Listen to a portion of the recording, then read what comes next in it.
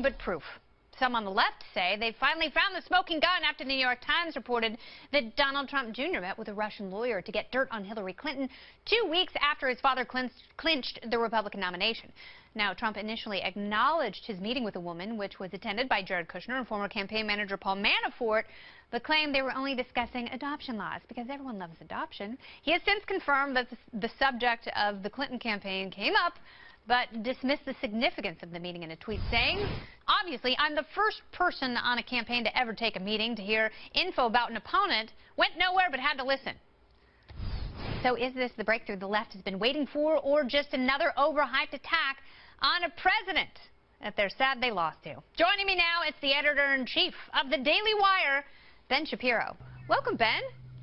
Hey, how are you? I'm pretty good. You, however, have a greater legal perspective here. So let's figure out why people are upset about this. I think it's another distraction, and the fact that Donald Trump Jr. had to change his story and started with a softer version and then sort of got to the realer version is just another and sort of an ongoing communications flub. What do you see here?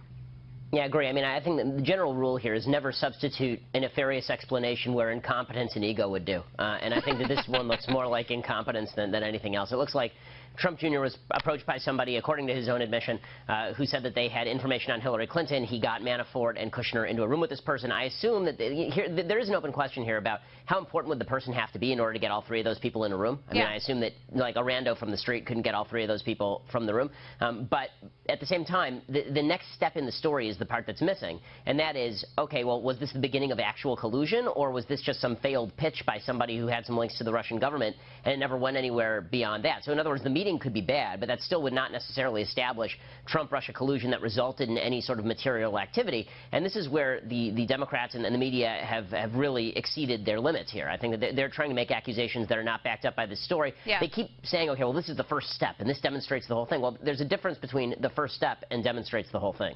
Absolutely, and there's also a difference between coordinated collusion and creating some sort of a complex enterprise that marries, one state, Russia, with a future administration, and something where opportunists like Paul Manafort and this Russian lawyer are attracted to a political organization that has virtually no political experience.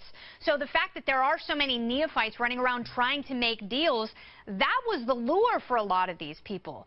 The potential to be close to power with people who don't have any formal training in interfacing with the power mechanism.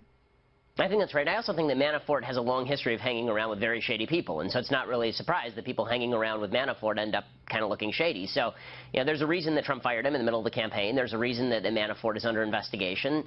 Again, none of this actually traces its way all the way up to Trump, and this is always the biggest hole in the theory to me. Let's say that there was some sort of campaign collusion between Trump and Russia, which, again, there's no evidence to show this at all. Yeah. But let's assume that even that were true. Why in the world would you assume that Trump even knew about it? Because if you were actually going to form a conspiracy, the last person on earth that you would ever tell about it is President Trump. I mean, he'd be on Twitter 5 minutes later tweeting about, I know something you don't know. It's a conspiracy, gang. Yeah. Like, why would you possibly do that? You're absolutely right. I mean, there are so many holes in the story which makes it seem more and more like a conspiracy theory. But it doesn't mean that everyone is completely innocent of doing stupid things. I think there are a lot of people who were trying to seem like they were putting these great deals together, but it just goes to show you that maybe Donald Trump Jr. doesn't have the art of the deal like his dad does.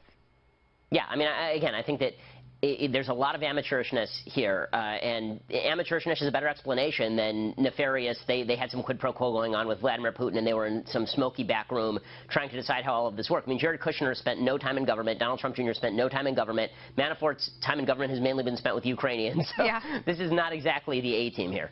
No, and again, like that's part of the magnetic force. Ben Shapiro, thanks so much for coming by. I hope you come back. Thanks.